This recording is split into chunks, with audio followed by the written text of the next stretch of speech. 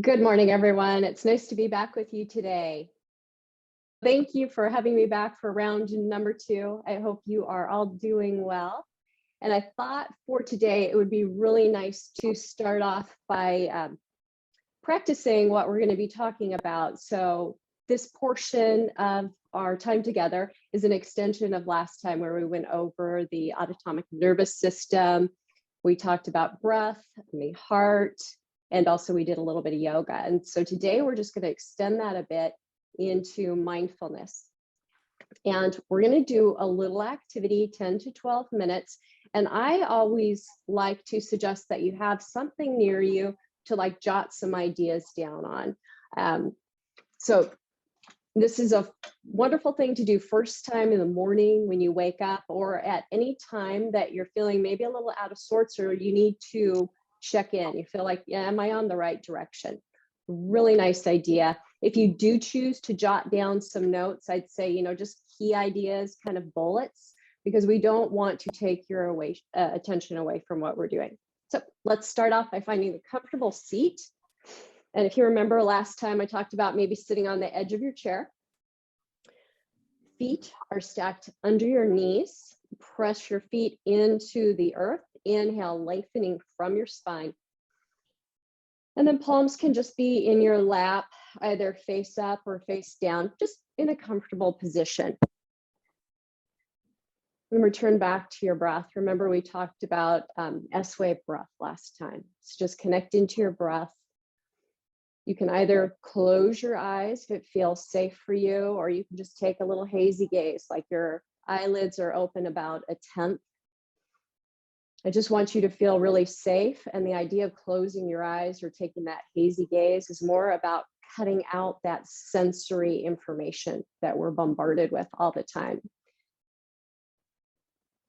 So feel into your seat, feeling grounded. Notice your sit bones pressing into your chair, your feet into the earth, and focus your attention inward. Relax your forehead. Release any tension from your jaw, your tongue. Let it fall to the bottom of your mouth, your shoulders. And feel the support of your spine lifting you up. And if you were shaping your breath, drop any control and just connect with the natural inflow and outflow of your breath. Notice its cadence. Notice its depth. If it's smooth or if there are areas where it's ragged. And if there are areas where it's ragged, just work to smooth it out a little bit. And double check your posture, making sure that your shoulders are stacked over your hips, head and ears over your shoulders. Maybe a gentle tip to your chin to elongate the back of your neck. And the purpose of our practice today is to get in touch with whatever is going on with you, physically, emotionally, spiritually. And we're working on the skill of paying attention, listening gently and mindfully for the next 10 minutes or so. Just focus back on your breath. Breathe deeply in through your nose and sigh it out through your mouth. In through your nose, out through your mouth. Breathe in through your nose and out through your mouth. And let's do that 3 more times on your own pace, at your own time, with your own rhythm.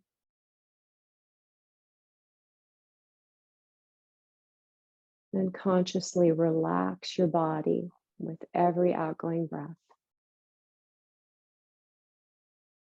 Allowing your breath to return to natural.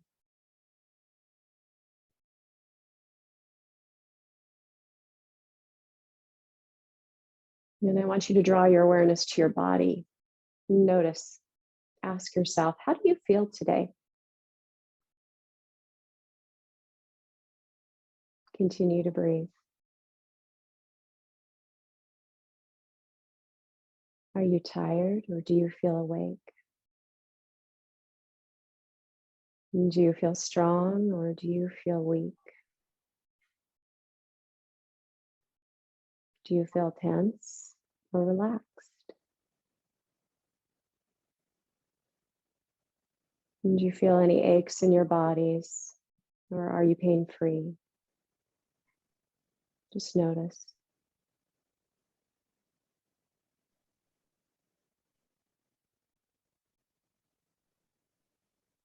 What does your body need today? Do you need to rest or do you need to move around? Do you need to stretch or do you want to work on your strength? Allow the answers to surface on its own. And whatever comes up, notice it, acknowledge it, no judgment.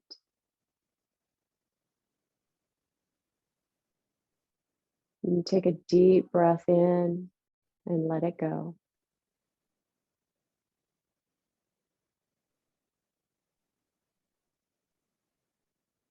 And draw your awareness to your abdominals.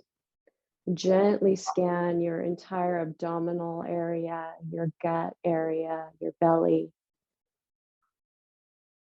the area where we feel our gut instincts. And some say it is the seat of motivation and courage. It also seems to be the place where sometimes emotions or thoughts that have not been processed or digested tend to get stuck. And continue to breathe into this area. How do you feel today? Are you hungry or satiated? And do you feel safe or worried?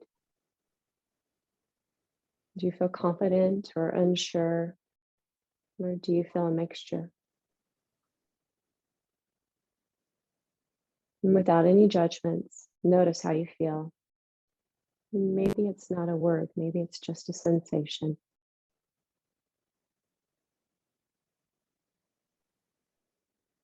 Whatever comes up, notice and acknowledge it without judging. And breathe.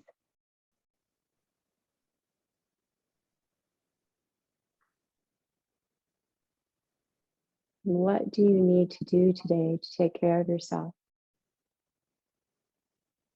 Let the answer surface on its own.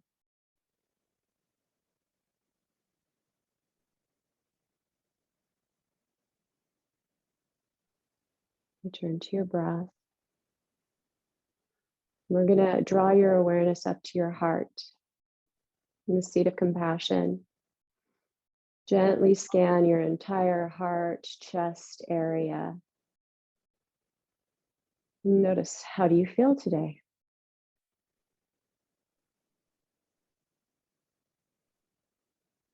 Do you feel at peace or unsure?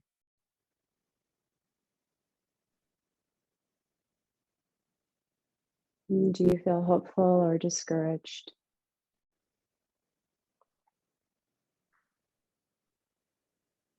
Do you feel grateful or indifferent?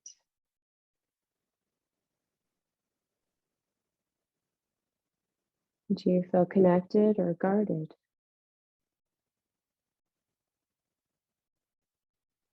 Without any judgment, notice how you feel. Whatever comes up, notice and acknowledge it without judging, and breathe.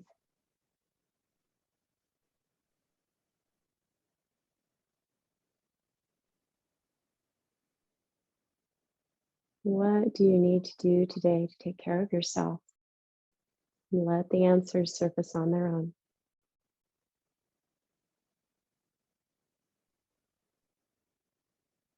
And then shift your awareness up to your mind, the part of you that thinks, that reasons, that creates. How is your mind today? Are you feeling focused or distracted? Are you curious or are you closed off? Are you patient or are you hurried? Whatever comes up, notice without judging, then breathe.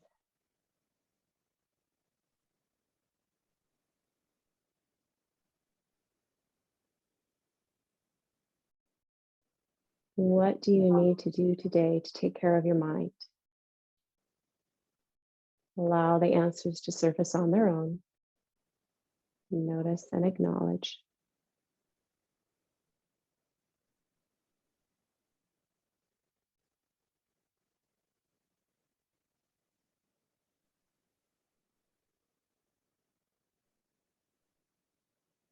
And draw your awareness back to your breath if it has shifted. Observe your breath for a little while. Notice the inflow of air and the rise of your belly and the outflow of your breath, not controlling it or shaping it in any way. And just notice how the breath moves in and out of your body, keeping you alive and keeping you present.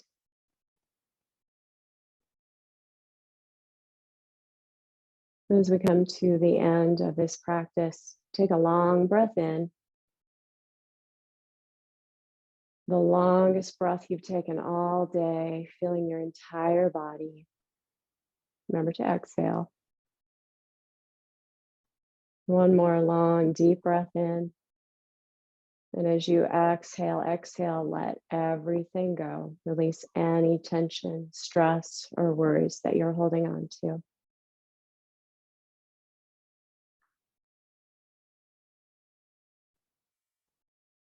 Take a moment to let go of everything that came before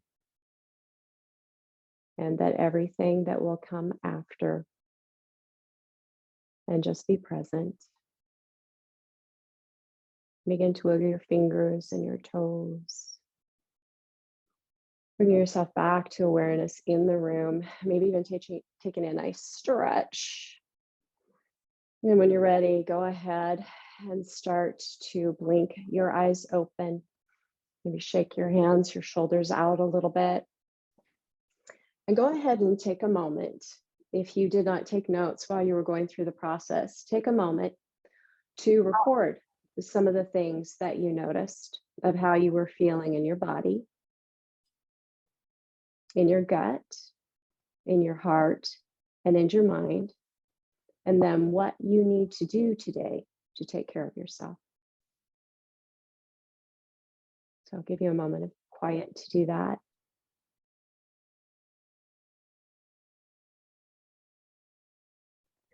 All right, and when you are done writing down your thoughts, just look up so that I know it's a cue that we can move on. So that was a type of mindfulness meditation. And there's some, controversy over when you are meditating, should you stop meditating and is it okay to take notes or not? And I want you to know that when we talk about mindfulness, we're talking about focused concentration. And if writing something down on a piece of paper is going to help you to keep your focus and your concentration, I'm all for it. There are no meditation police that I know of, and you need to make it work for yourself. All right, so with that little taste of mindfulness meditation and how it ties in a little bit to the nervous system, and some of you might be wondering, how did that tie in? But maybe it will come to you. I want to do a quick review of some of the things that we covered last class. And when I was looking at the vocabulary, it's like, wow, there are a lot of vocabulary words there that we went over. And I realized that some of them you probably are very familiar with. Some of them might have been new for you. And you might even look at that right now and say, I don't quite understand what a few of them are. What I would like to do is share a story with you. So you see all of the vocabulary there. I'm going to be telling you a story, and it is a true story. And as I tell the story, what I want you to do is occasionally check the list and mentally check off the vocabulary that maybe I'm explaining, or that I'm possibly feeling, or that I'm possibly doing. And also what I'd like you to pay attention to is maybe what I didn't do that I could do. All right, so here is the story. Now, this is a few years back, and it was a beautiful spring day. It's one of those gorgeous days where you want to be outside, the sun is shining. And my husband and I went and we took our dog, Bruno, German Shepherd, for a walk. And we were just coming back, and from our walk, we live out in the country, walking by the cows and the horses and just having a great time. I can remember laughing and having a wonderful time. And we had a Timbers game, a soccer game, to go to in about an hour. And I really like soccer. So I was really looking forward to it. And we stopped off at the mailbox on the way back to the house and got the mail, carried it down, put it on the table. And then I was going to go get ready to go to the game, put on my colors and everything. And there was one envelope that kind of intrigued me a little bit. It looked very official. It had my full, complete, like legal name on it. And I usually don't open mail on the weekends. It was Saturday, but I thought, yeah, I was kind of compelled to it. So I opened the letter. It wasn't what I expected. It was from a collections agency telling me that I owed them $1,700. And if I didn't pay it right away, they would take legal action. I immediately felt a pit in my stomach. I had a feeling of doom. My heart felt really heavy. In fact, I could even hear the beat in my ears. And I realized I wasn't breathing. My brain started to fuzz over a little bit. And I can remember asking myself, what did I do wrong? Why aren't I remembering this? Is this a mistake? Or, oh, could it be a scam? Is this even a legitimate company? I can remember my body feeling tingly, like really sensitive, like heightened awareness. And I went to my computer to check it out to see, is this even a legitimate business? Is it just a scam? And guess what? It was legitimate. And my brain went back to, oh no, what did I do wrong? So I went and I reread the letter because I was kind of fuzzy. I was in a panic mode. Reread the letter. I found the name of the business that I owed money to, and I looked it up, and it was legitimate. But it was a childcare company, childcare facility out in Gresham. And my logic started to kick in. Okay, I didn't have any young kids. They were all grown and away. So I know, yeah, not my kids. And I've only been in Gresham like 3 times in my entire life. So this must be a mistake. Or had someone stolen my identity? So I immediately looked up the phone number. I called the company. Guess what? It's Saturday. They were not open. About that time, my husband's kind of watching me. He's been getting ready for the game. He's like, we need to leave in 10 minutes. Can you guess what I said? I was like, no, I couldn't possibly go. I do not feel well.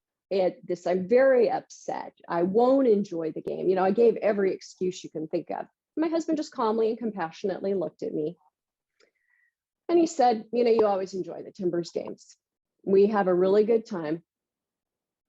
It's a beautiful day. And we can get popcorn. I love popcorn. And then the clincher, we've already paid the money for it. So are you sure you don't want to go? So reluctantly, I decided I would go. Got in the car. As you can imagine, I'm kind of stewing in the car. I'm feeling mad. I'm feeling angry. I'm feeling like I've been unjustly accused. I'm feeling slightly guilty. Don't know why I was feeling guilty, but I was feeling guilty. I tried to calm myself with that S-wave breath, balanced breathing. Didn't do it. Went on to left nostril breathing. I'm not going to say it totally calmed me, but it definitely took the edge off. Anyway, we got to the game. We walked into the stadium. Now, I don't know if you've ever been to a soccer game or a Timbers game in particular, but when you walk into the stadium, everybody is in like a really great mood.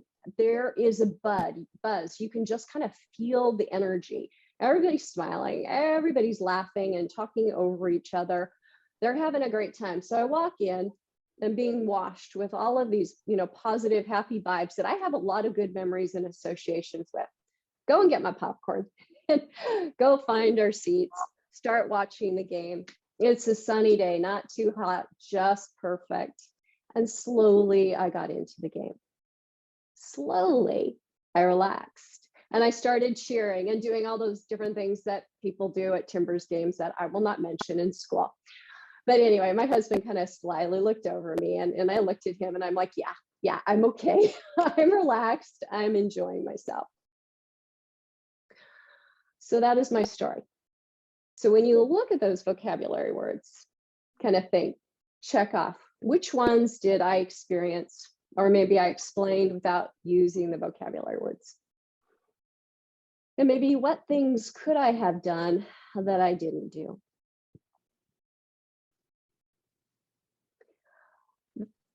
Later on, after the game, we got home and I walked into the house and I looked at the dining room table and there was that letter. And I just looked at the letter. It's like, it's just a letter. And it just occurred to me, it's like, it was so crazy. Before I had opened that letter, I was so happy. It was a beautiful day. I was feeling great.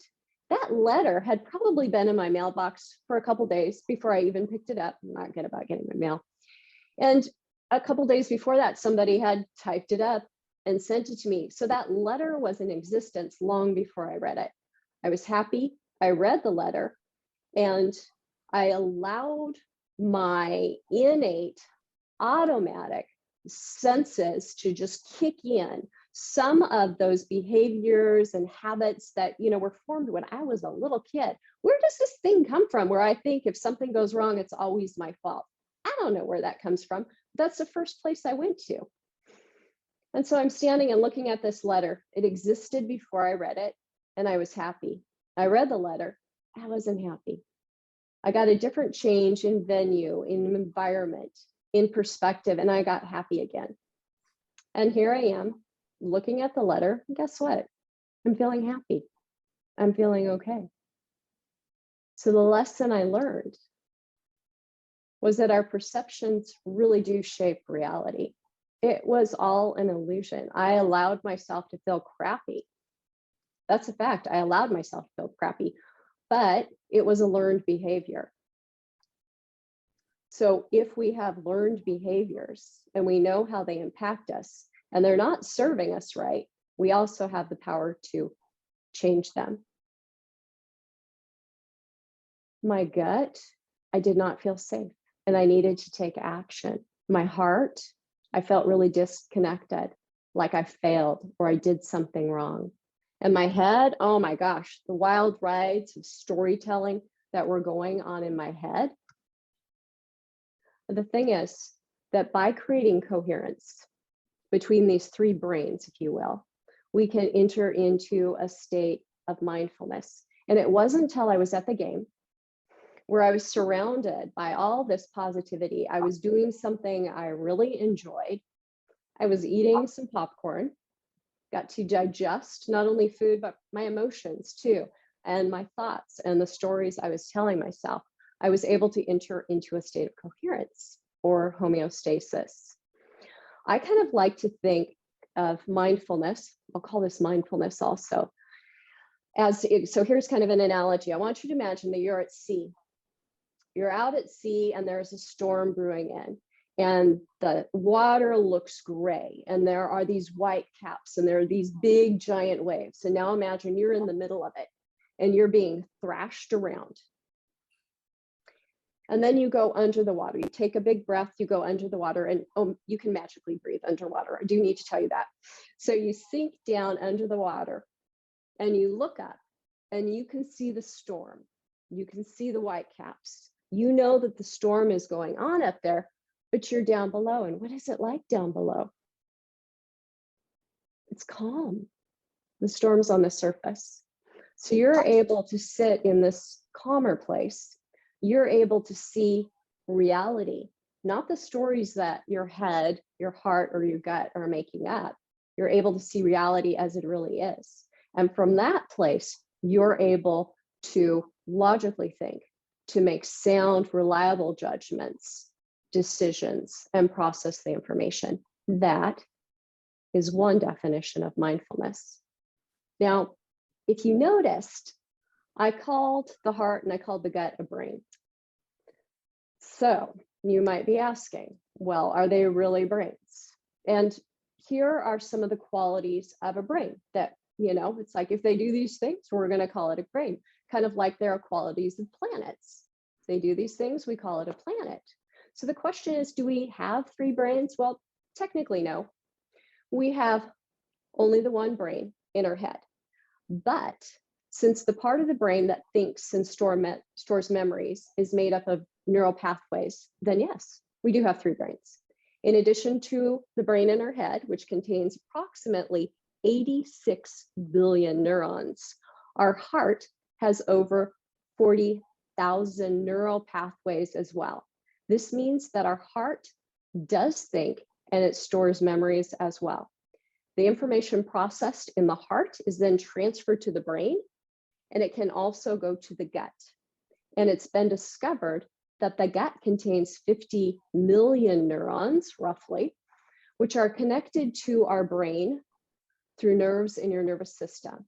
And the vagus nerve is one of the biggest nerves connecting your gut and your brain, and it sends signals in both directions.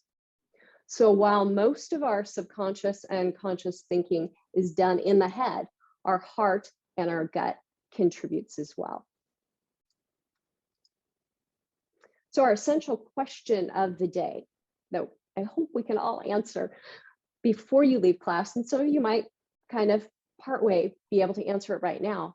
What can you do to create and cultivate a mindfulness practice? And if you already have a mindfulness practice, I'm hoping that maybe I can give you a few more tools, a few more tricks to use. And then secondary to that, also important though, is what benefits result from a mindfulness practice. Let's define mindfulness a little bit. So if you look at a textbook definition of mindfulness, it's the ability to be fully present, aware of where we are and what we're doing, and not being overly reactive or overwhelmed by what's going on around us. So you're fully immersed and present in that moment. To give you an example, when you're talking to a good friend and they're telling you something that they think is really important, and you're listening to them, are you listening to understand, or are you listening to respond? If you're listening to respond, are you being mindful? Using this definition, I'm going to say no. Listening to understand would be mindful. I'm going to put my little twist on it, and that is mindfulness is creating a state of coherence between your 3 brains. So when they're in harmony, when they're communicating effectively in a balanced way with each other, you enter into a state of mindfulness. It's kind of a wisdom feedback loop. So you're constantly checking in. What's my head saying about this? What's my heart saying about this? What's my gut saying about this? And putting it through the system so that it is able to get the wisdom from these neurocenters in our bodies. So what are some of the benefits of a mindfulness practice? And I have just got a few of them listed for you here. And this comes from a meta-analysis. I love meta-analysis when it comes to finding research. All of these are vetted, they are scientifically tested, and they were done with a variety of audiences, from high school students to elementary students to cancer patients to PTSD, veterans dealing with stress situations, to just your average Joe on the street. These are some of the scientifically measurable, statistically significant benefits of a mindfulness practice. So why don't you just look at the list? Some of them are, if we were just going to categorize them, they decrease negative body, mind, emotion situations, and some of them improve positive body, mind, emotion situations. So just choose a few of those, just kind of ones that might resonate with you, and maybe jot them down as some of the benefits. There are many, many more. I did have to call it quits. But I want you to know, if you do Google benefits of mindfulness practice and look at scientifically vetted articles, you will find a slew of information. So we have a few written down. The big benefit, as I see it, if you look at the pink down below, is ability to clearly observe situations and respond in a coherent manner. That's the big takeaway for me with mindfulness. And there are a lot of different mindfulness practices. We started class with one of them. But mindfulness, I want you to know, it's not all in your head. It is a whole body experience.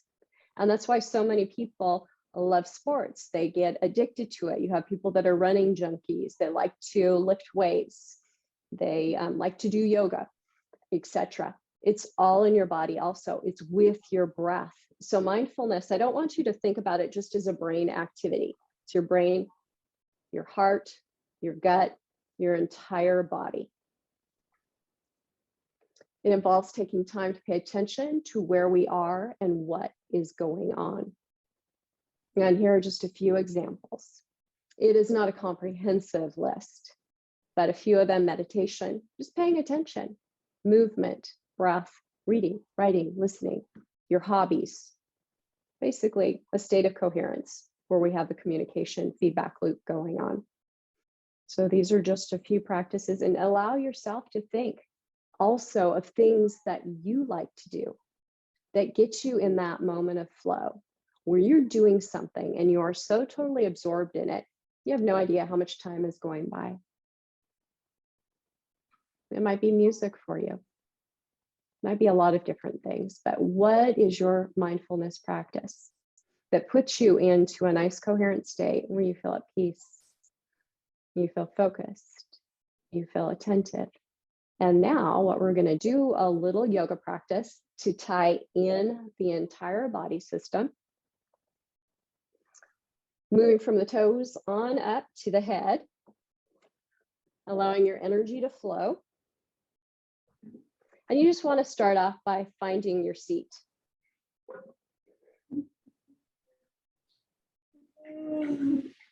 Sitting towards the edge of your chair. Feet are stacked under your ankles, relaxing your shoulders, back and down. Chin is over your chest. And we rock forward and back a little bit. Feel your sit bones, find that center place. Inhale, lengthening through your spine, in that nice spinal balance and alignment, slight tuck to the chin. And return to your breath.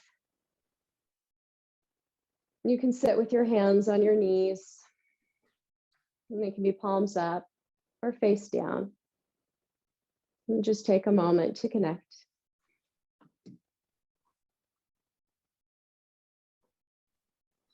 Your eyes can be closed if you feel safe, or you can take that hazy gaze. What I want you to do, maybe bring your feet out a little in front of you and begin to curl your toes back and then spread them and point them down. So curling back, spreading them, or just curling and spreading them. So getting your toes moving. As you know, your heart is a powerful instrument, helps to pump blood throughout the body. So the arteries are sending the blood down. If you've ever looked at an actual map of the arteries and the capillaries, etc., you'll see that we have tons of capillaries. And the thing is that heart is pushing as hard as it can to get the blood where it needs to go. And we need to help it a little bit to get it to go to the capillaries. So things like this are really helpful. And now begin to point and flex your feet.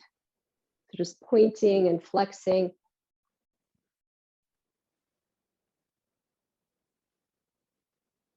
I don't know if you can see my feet okay.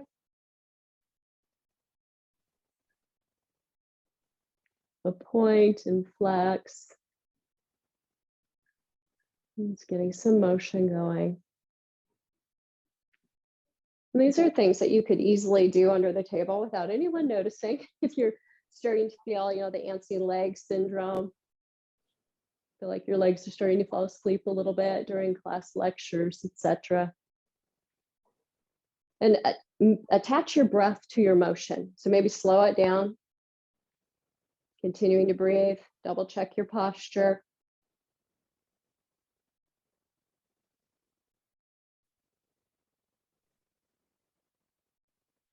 Relaxing your shoulders.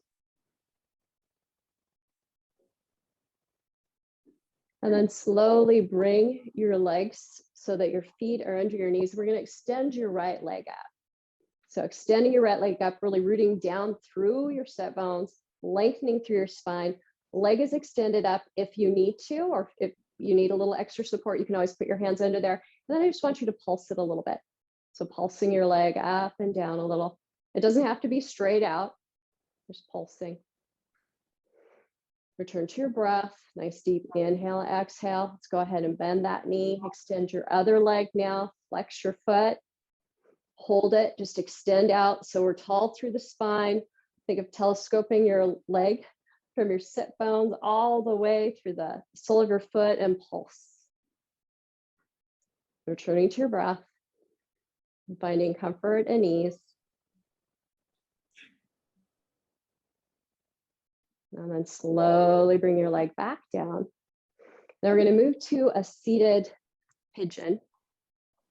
I'm going to have you bend your right knee and place it over your left leg. Now, depending on your skeletal system or how tight you are, you may not be able to get your leg to go horizontal like this. Your leg might be up. If you are feeling a real deep stretch here, you know it's because from muscle tightness. But if you're not feeling any stretch, even if you gently press on your thigh, that could be your skeleton then. So if that's the case, what I suggest you do is just push your foot down your leg a little bit, or even put it on the ground and open up your thigh. I keep moving away from my screen. So you can just set like this if this is too intense for you. So I want you to think of inhaling, lifting through your spine. Your foot is pressed into the earth, sit bones are firmly grounded. And this might be enough of a stretch, feeling it in the right hip area, or you can lean forward. Leading with your heart, leading with your chest, gentle tuck to the chin, breathing in and out. Nice and slow. And then you can also use your breath to help lift and lengthen your torso, and exhale, move a little deeper into the pose.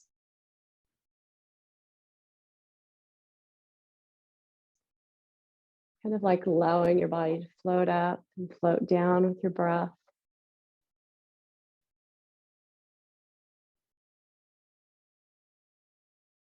We're tugging on the lower area of the hip region.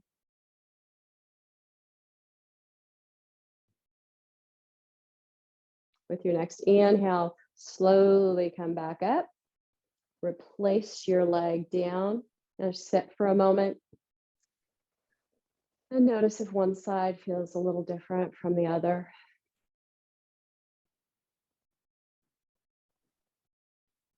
Returning to your breath. Then we're going to slowly lift your left leg, placing your ankle on the outside of your right thigh. And again, same check, because you might be different on different sides. So if you're finding your knee high up in the air, kind of check to see, is this a skeletal issue or is this a tightness and tension issue? You can always bring your foot open on the floor, or you can even slide it up your thigh, just opening up through your hip area. Find the position that works for you. Inhale to lengthen. Exhale, release your breath. Think of releasing any tension in your body, grounding through your sit bones, through your foot. Through your next inhale, lengthen, and then maybe begin to bend just a little bit over. Leading with your chest.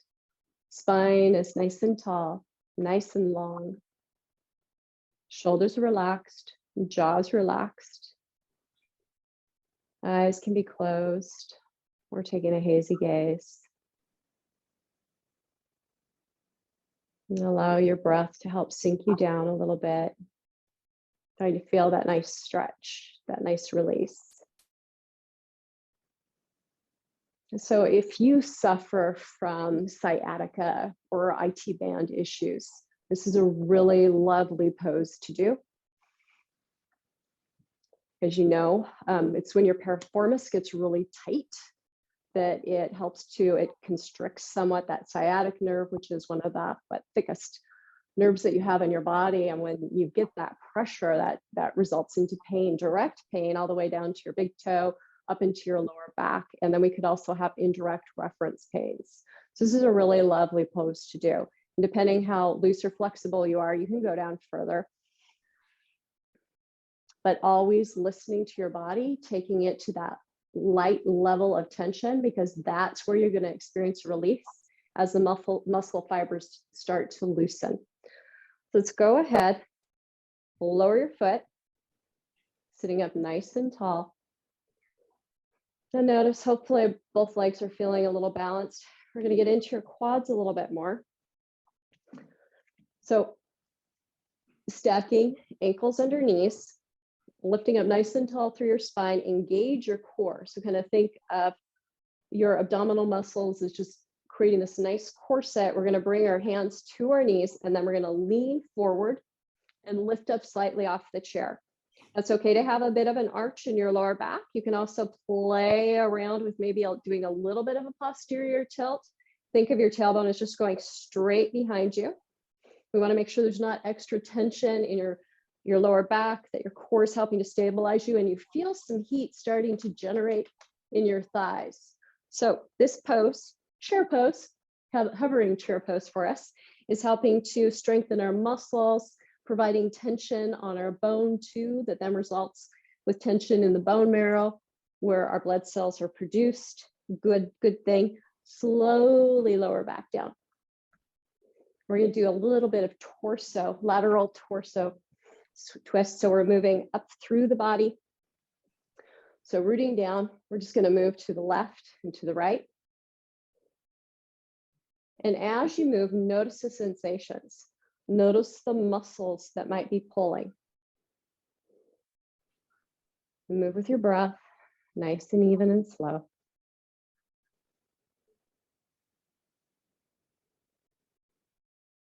Maybe begin to slow down your motions. And go ahead and come back to center. Let's bring your hands to your upper thigh. We're going to inhale forward, leading with the chest. And then we're exhale, rounding a little bit, just a little bit. So inhaling forward, a little bit of an anterior tip to your hips, exhaling back, posterior tilt. And we called this camel ride last time. And your head just kind of stays level, natural extension of your spine. And notice the movement along your sit bones. And then go ahead and bring your hands to your knees. And we can make this a bigger motion. Think of drawing your chest through your arms, shoulder blades together, rounding back, hollowing out your belly. Maybe even your gaze moves up with the inhale and down on the exhale. So moving up your spine, opening up through your chest, your heart area. Let's come back to center. Let's do a few Sufi circles. So we're going to inhale forward and rotate down to the side, back, hollowing out, inhaling forward. So we're kind of putting those last two motions together. I like to think of it like your pelvic bowl is a bowl and your spine is a ladle. And you're stirring your spine around the inside of your pelvic bowl, just kind of like an ice cream bowl. And you want to scoop around, get out all the yummy ice cream. And then we're going to slow down and begin to change directions.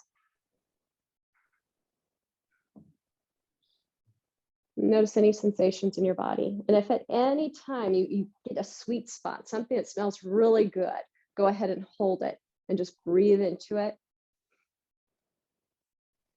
And then carry on. What was that?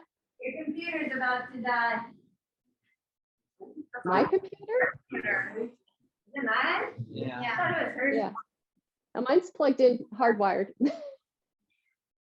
I plugged mine in. So go ahead and continue to make your beautiful circles. I didn't.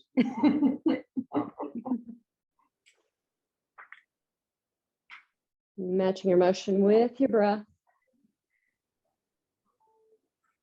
And then we're going to slowly come back to a neutral position. We're going to do something called washing machines. So I'm going to have you bring your hands to your shoulders, thumbs in back. We kind of did this last time. What we're going to do is you're going to inhale to the left, and then you're going to exhale to the right. So we're doing a little twisting action.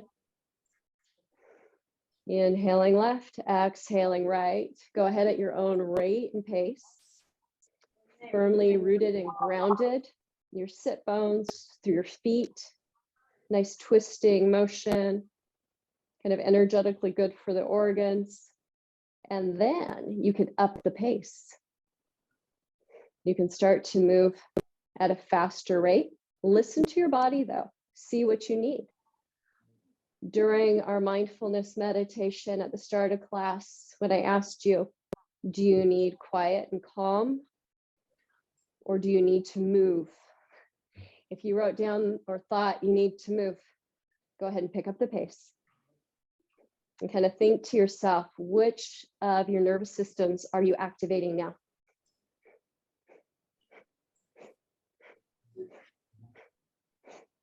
And then begin to slow down, coming back to center. Allow your hands to float down. Just give your body a moment to kind of rebound. We set objects in motion. We need to give a little bit of time for them to slow down and stop moving. We're going to be beginning alternate shoulder lifts. So go ahead and inhale one shoulder up. Exhale it down. Inhale the other shoulder up. Exhaling it down. Inhale up. Exhale down. Inhale up. Exhale down. And continue to move with your own breath. Can you predict where we're going to go with this? You can stay here, or if you'd like to pick up the pace, I'm going to have you inhale one shoulder up and down, and then exhale the other one. So it looks more like this.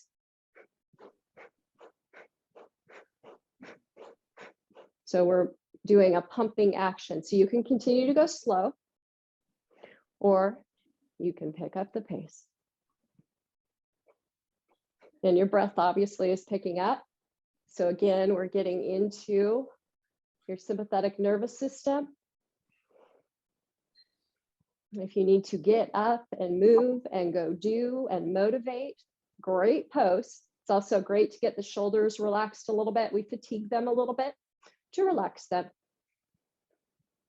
10 seconds.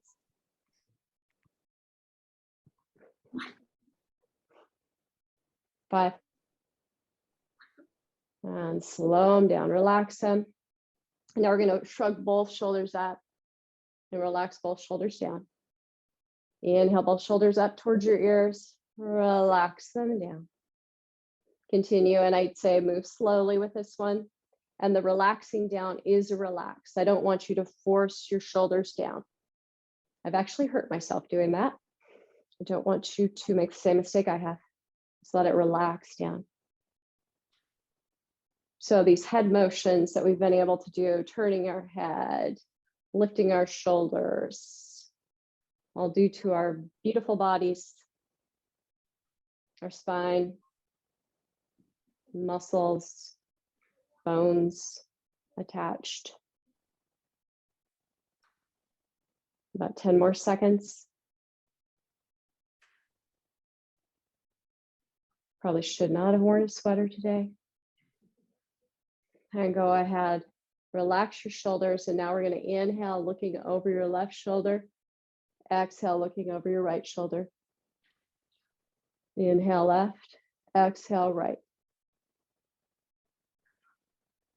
Your chin is nice and level and just swiveling, giving the axis and the atlas to top spinal vertebrae some motion.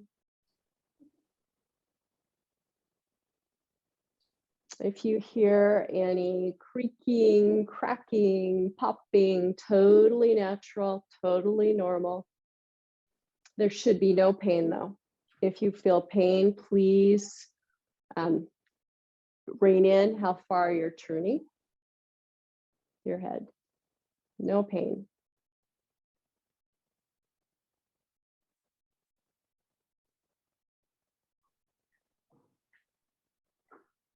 And slowly return your head back to neutral.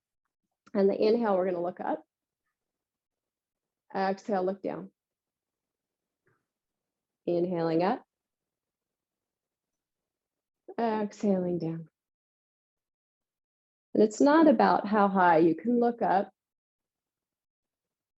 or if you can even get your chin to your chest. It's about feeling a nice opening along the front and the back of the neck. Be mindful not to hyperextend your neck.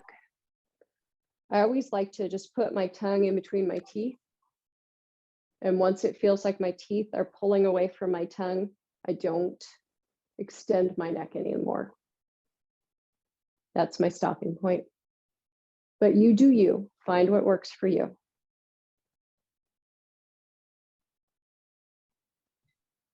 And listen to your own body. Slowly come back to a neutral position. Now I'm going to have you make a fist with your hands, thumbs up. You're going to kind of start with your thumbs in front of you. Arms are shoulder height. Now I want you to move your arms to the side until you can, so gaze is forward. So you're just moving your arms to the side until you can just see your thumbs without turning your head. So if you turn your eyes, you can see your thumbs. So this might not be very wide. It's not very wide for me. So you're gazing forward. And then what I'm going to have you do, take a nice inhale. And then as you exhale, just move your eyes to look at your right thumb. Full breath. And on your next inhale, move your eyes back to center. So the arms are staying stationary, the head is staying stationary. And now move your eyes just to gaze at your left thumb. Complete breath cycle. Then inhale on back to center. Move to your right. So hold it for 1 to 2 breaths, and then return to center for a breath. And then move your eyes to the other side, 1 to 2 breaths, and return to center for a breath.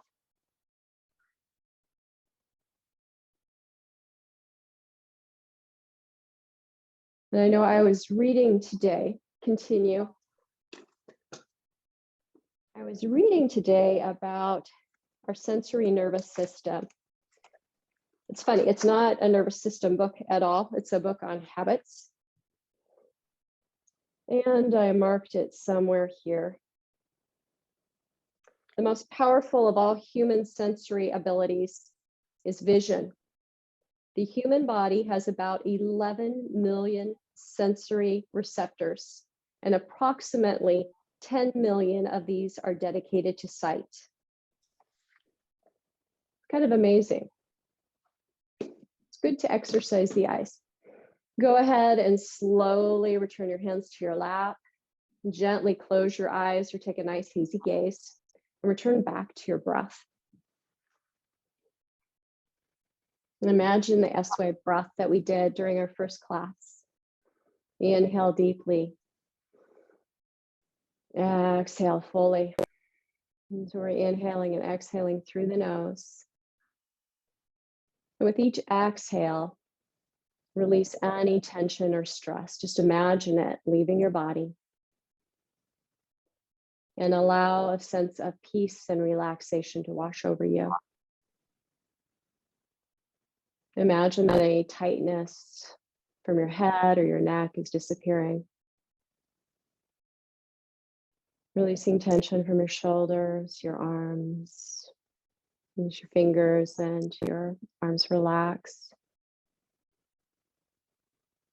And feel a sense of calm travel down your spine as your chest, your back, your stomachs, and your hips all relax. Release any tightness from your legs and calves as your feet relax. Just feel a sense of openness. And a lot of times people will suggest to do a meditation or a mindfulness practice after physically exerting yourself, because the body sends a lot of messages when it needs something. And so we satisfy the body first, and then it's easier to move into a calming of the mind. And bring your awareness of your energy with each breath into your heart. I want you to think of breathing into your heart. Think of breathing with your heart. Imagine fresh energy moving in. And as you exhale, any stagnation is cleared out. And with each breath, you are re-energizing your heart. Move your attention down to your gut. And feel your gut inflate with air and deflate. And with each in-breath, imagine energy moving in. And with each out-breath, stagnation also moves out. Anything you're holding on to or undigested thoughts are leaving you, feeling cleared and energized. And I want you to bring your attention up to your head. Breathe into your head. Imagine, if you will, a beautiful, delicate fascia-like diaphragm with each inhale floating softly down, and with each exhale floating softly back up. Imagine energy moving into your head and creating focused calmness. And with each exhale, stagnation, unprocessed thoughts leave.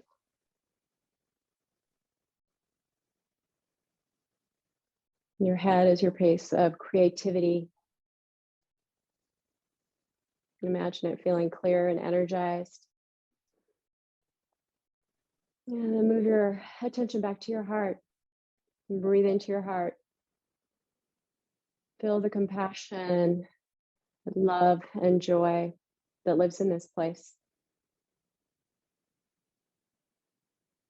And then direct your energy down to your gut and your courageous and action-taking gut. Breathe in deeply. I'm going to move your attention back up to your heart. Feel the openness in your breath move into your compassionate and loving heart where joy sits. And from here, feel the energy move up back to the head.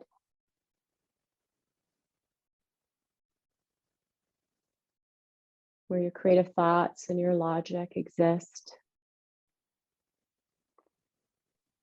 And draw your energy and your attention back to your compassionate and loving heart. Feeling the energy. And from your heart, moving it back down to your gut. Your courageous and active taking gut.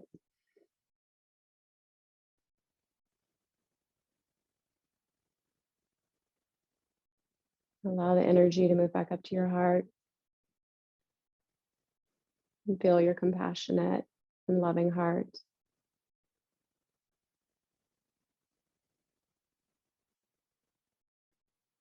And allow the energy to move up to your head. Your creative and thinking head.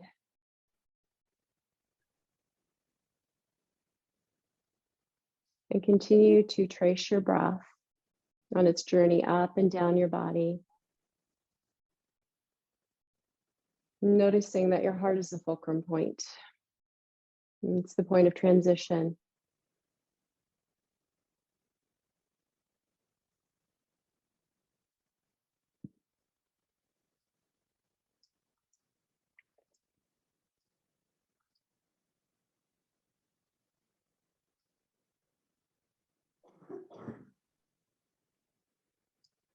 And slowly begin to wiggle your fingers and your toes. Maybe rub the pad of your thumb over your fingers. Bring your hands together and just rub them, keeping your eyes closed or that hazy gaze. So rubbing your hands, feeling some nice warmth and friction. And then if your eyes have been closed, it might be nice to cup your hands over your eyes so that you can feel the nice heat radiating off of them. And slowly begin to blink your eyes open as you move your hands away.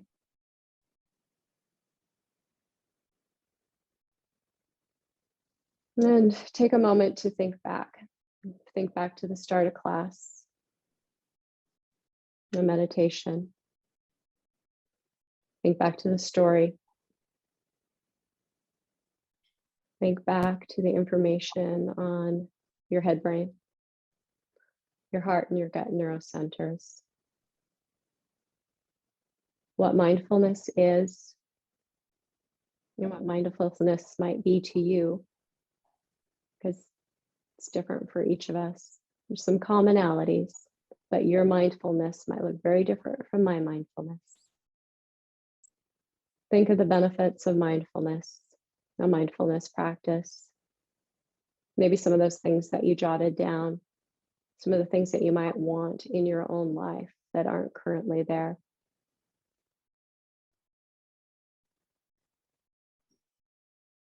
And we shape our perspectives, we shape our reality with our thoughts, with our breaths, with our emotions, with our behavior patterns. So what can you do to create and cultivate a mindfulness practice?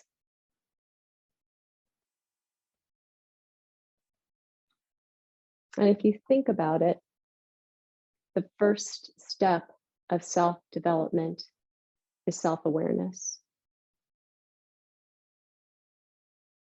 So if you struggle to keep your mind focused, the fact that you notice that is the first step. What you then do is up to you. And I hope that you have received some tools today that will help you in your mindfulness practice and applying it to your nervous system. And you might want to just think, identify a mindfulness practice that you can try is, and go ahead and name it in your mind. And that you're going to do this on, and choose a date or a time, or maybe stack it with something else that you naturally do, so that it can become a habit and part of the daily way that you interact with life, and you help to form it and shape it. With much gratitude, thank you for inviting me into your classroom. Namaste.